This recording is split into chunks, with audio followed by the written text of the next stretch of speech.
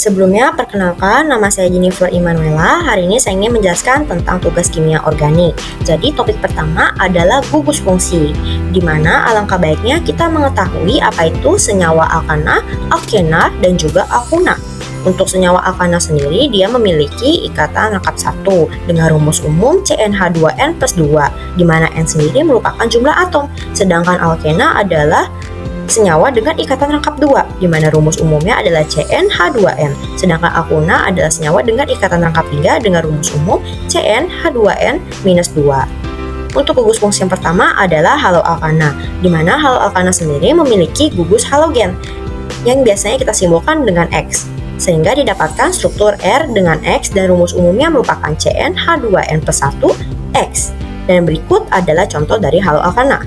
Selanjutnya kita masuk ke gugus fungsi alkohol, di mana gugus fungsi ini sendiri mengandung satu atau lebih gugus fungsi hidroksil atau OH pada suatu senyawa alkana. Makanya rumus umumnya adalah CnH2n+2O. Dan strukturnya sendiri R dengan OH atau gugus fungsi hidroksil. Alkohol sendiri dapat dikelompokkan menjadi alkohol metil, alkohol primer, alkohol sekunder, dan alkohol tersier. Lalu ada juga alkohol alilik dan alkohol benzilik. Selanjutnya kita masuk ke gugus fungsi eter, di mana eter ini sendiri memiliki gugus alkoksi atau atom oksigen yang diikat oleh dua substituen.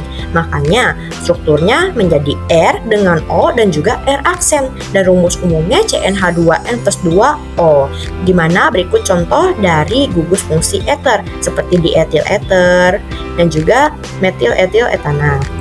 Selanjutnya kita masuk ke keton, di mana gugus fungsi keton ini sendiri memiliki gugus karbonil atau CO yang terikat pada dua atom karbon atau sesama gugus karbonil. Makanya rumus umumnya adalah CnH2nO karena dia sendiri merupakan senyawa alkena. Berikut merupakan gambaran dari gugus fungsi keton.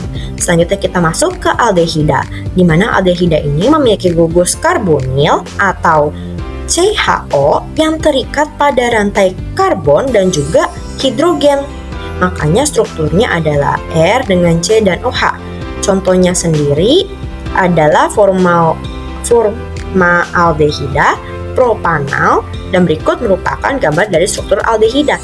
Selanjutnya kita masuk ke asam karboksilat yang memiliki gugus karbonil pada senyawa alkena. Makanya rumus umumnya CnH2nO2 dan strukturnya sendiri R dan COOH. COOH ini adalah gugus karboksil. Berikut juga merupakan gambar dari gugus asam karboksilat dan juga contoh-contohnya.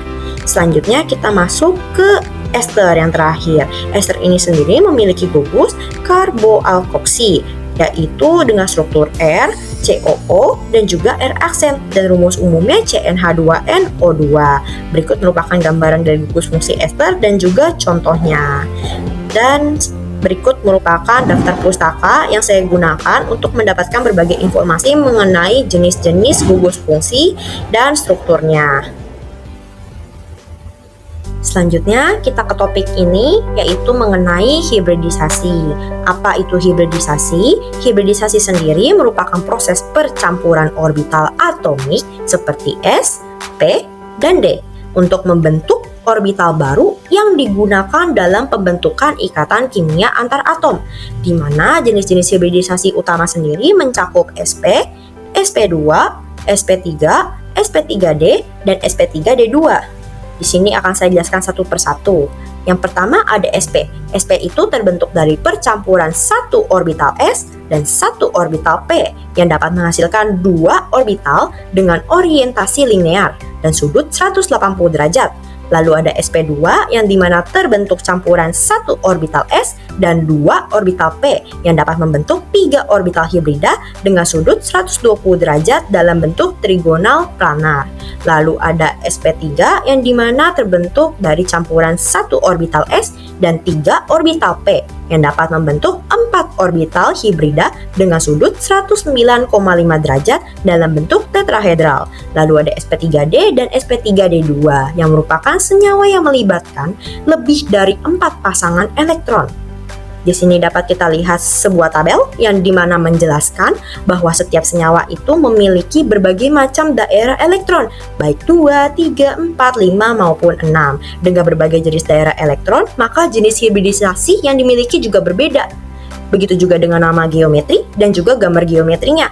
Di sini juga saya sudah cantumkan berbagai macam contoh molekul pada setiap jenis hibridisasi. Kita lihat selanjutnya. Di sini juga terdapat dua cara bagaimana cara menentukan jenis hibridisasi. Kita lihat di sebelah kiri. Di sebelah kiri ini kita dapat menentukan jenis hibridisasi dengan cara struktur senyawa. Sebagai contoh, CO2, setelah digambarkan struktur senyawanya, kita mengetahui bahwa terdapat dua daerah elektron, sehingga kita dapat mengetahui sesuai tabel tadi bahwa jenis hibridisasinya adalah sp. Lalu kita lihat di sebelah kanan. Di sini kita menggunakan cara SPDF, di mana sebagai contoh kita ambil PF5. Jadi di PF5 ini P-nya itu nomor atomnya 15 dan F itu 5. Jadi pertama-tama kita tentukan terlebih dahulu SPDF-nya sesuai nomor atomnya sehingga kita dapatkan keadaan dasarnya. Setelah itu baru akan mengalami eksitasi atau tereksitasi sehingga terpecah menjadi satu-satu. Yang tadinya hanya 3S2 dan 3P3 akhirnya terpecah menjadi 3S1, 3P3 dan penambahan baru yaitu 3D1. Lalu akan mengalami hibridisasi yaitu atom F tadi sehingga menjadi 3S2, 3P6 dan 3D2. Lalu akhirnya kita dapatkan hasilnya bahwa jenis hibridisasinya adalah sp3d. Dan selanjutnya adalah daftar pustaka atau sumber yang saya dapatkan dari dua sumber ini mengenai hibridisasi yang tadi sudah saya jelaskan. Selanjutnya kita masuk ke topik yang ketiga yaitu mengenai isomer. Apa itu isomer? Isomer merupakan molekul-molekul dengan rumus kimia yang sama namun memiliki susunan atom yang berbeda. Maksudnya bagaimana? Kita lihat dulu di sini sudah saya tampilkan tabel dari alkana yang memiliki rumus molekul yang beragam dengan nama senyawa masing-masing. Di sini terdapat alkana, alkena, dan juga alkuna, yang dimana dari ketiga ini memiliki rumus molekul yang sama namun tata nama penamaannya berbeda. Di mana alkana memiliki nama senyawa dengan akhiran ana, alkena dengan ena, dan alkuna dengan una. Di sini akan saya jelaskan salah satu contoh isomer dari alkana. Contohnya dengan rumus molekul C7H16 atau heptana. Jadi di sini sudah saya gambarkan 9 isomer heptana, yang dimana ke-9 isomer ini memiliki perbedaan pada penomoran dan juga peletakan atom. Contohnya, pada isomer yang pertama, itu merupakan struktur umum dari heptana itu sendiri, yaitu memiliki 7 atom C dan juga 16 atom H dengan bentuk struktur linear. Lalu ada 2 metilheksana dan juga 3 metilheksana, yang dimana hanya berbeda pada peletakan atomnya saja. Begitu juga dengan ke-6 isomer lainnya. Lalu kita masuk ke contoh yang lainnya seperti C6H14O, di mana C6H14O ini sendiri memiliki 2 struktur isomer, yaitu isomer alkohol dan juga eter. Kita akan bahas satu persatu, di mana kita mulai dari isomer alkohol terlebih dahulu. Contohnya 2-heksanol, 3-heksanol. Mengapa heksanol dan bukan heksana? Karena C6H14 itu sendiri merupakan heksana, namun dengan penambahan atom O menjadi heksanol.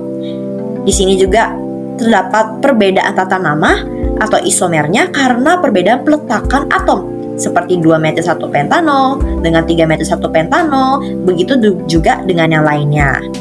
Di sini juga masih ada beberapa isomer alkohol dari C6H14O. Selanjutnya kita masuk ke isomer eternya dari C6H14O ini. Contoh yang pertama, 1-metoksipentana. Metoksi itu adalah gabungan dari CH3 dengan atom O sehingga menjadi metoksi, metana dan oksi. Lalu yang kedua seperti 1-etoksibutana. Etoksi juga sama seperti metoksi, namun karena etoksi itu etana yang berarti CH2 dengan CH3.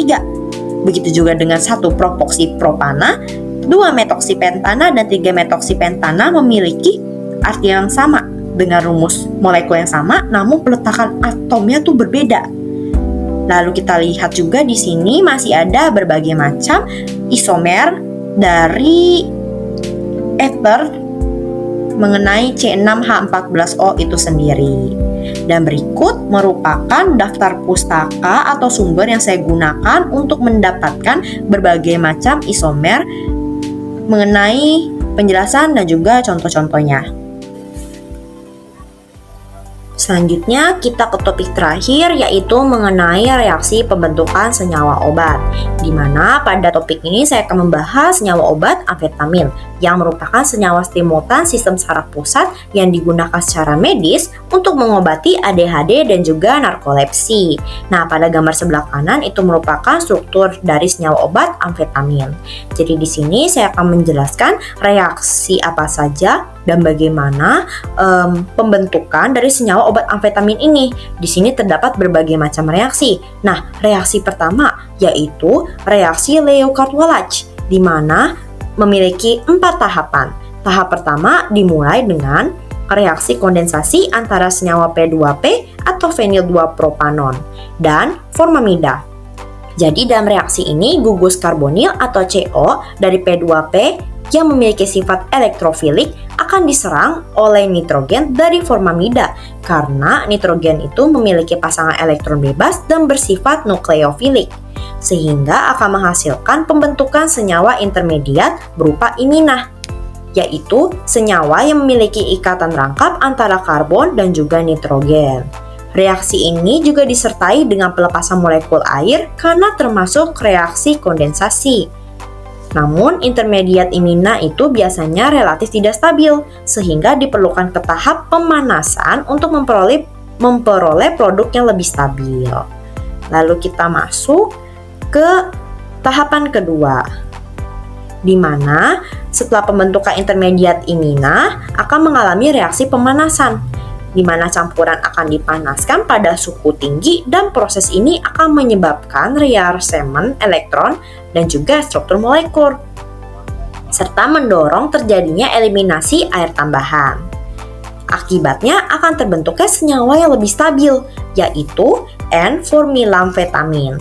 Dalam senyawa ini, gugus formil atau CHO dari formamida tetap melekat pada nitrogen dan menghasilkan struktur yang menyerupai amfetamin, namun masih terlindungi oleh gugus formil.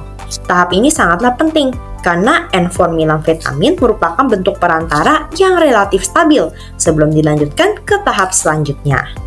Kita lanjut ke tahap yang ketiga, di mana terjadinya proses hidrolisis terhadap N-formilamfetamin untuk melepaskan gugus formil, sehingga dapat membentuk amfetamin bebas. Reaksi ini digunakan dengan cara menambahkan air dalam suasana asam ataupun basah.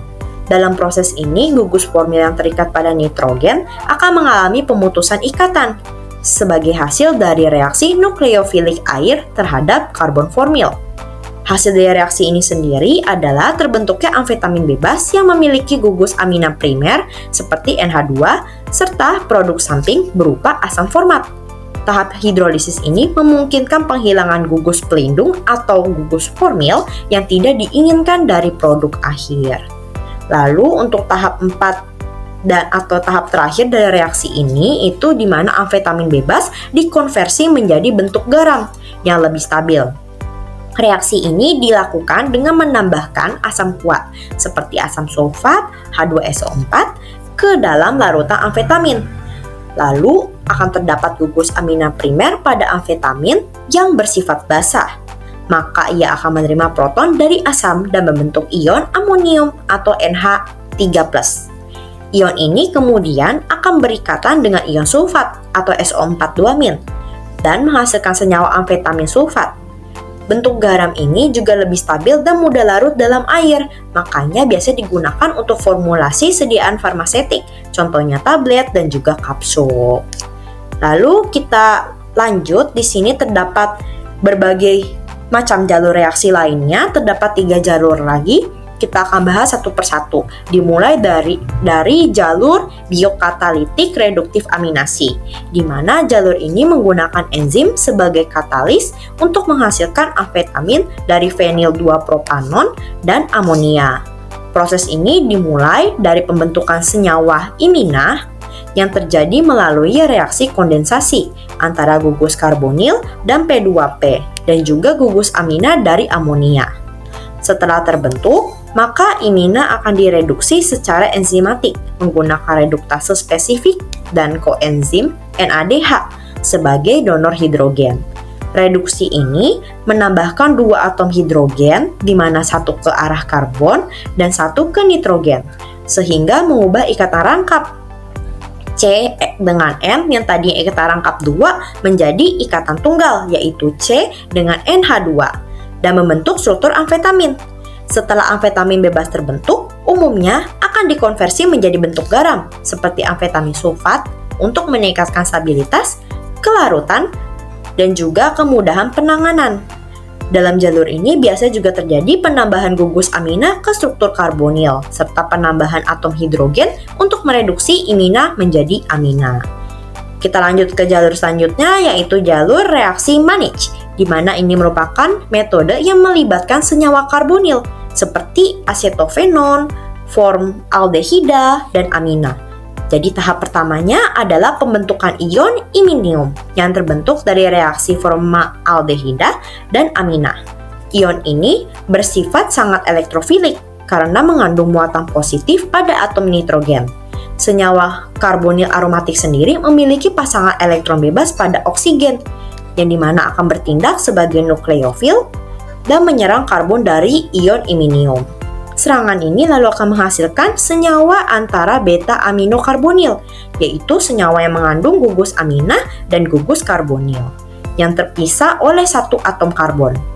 Setelah itu, senyawa ini akan mengalami reduksi dengan bereaksi seperti natrium borohidrida, yaitu NaBH, yang mereduksi gugus karbonil menjadi gugus alkohol atau langsung menjadi metil, tergantung kondisi dari reaksinya.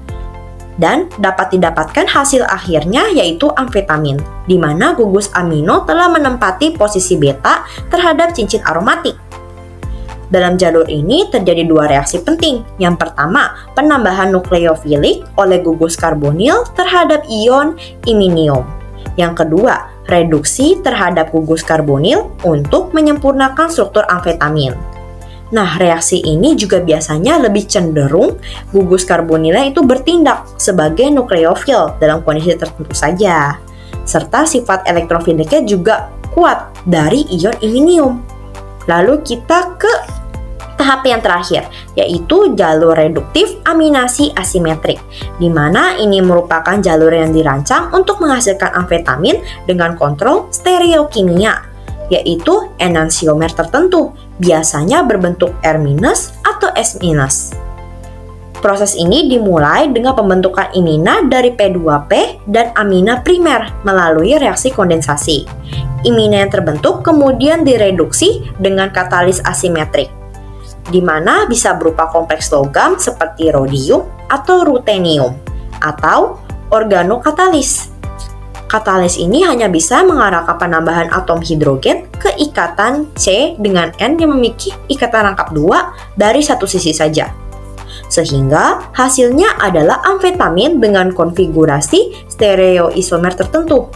Tahap ini juga sangat penting karena enantiomer R- dan S- dari amfetamin memiliki aktivitas biologis yang berbeda dan aplikasi medis atau farmasi.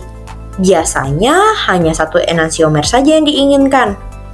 Setelah reduksi selesai, maka seperti jalur-jalur lainnya, produk akhirnya akan diubah atau dikonversi menjadi bentuk garam.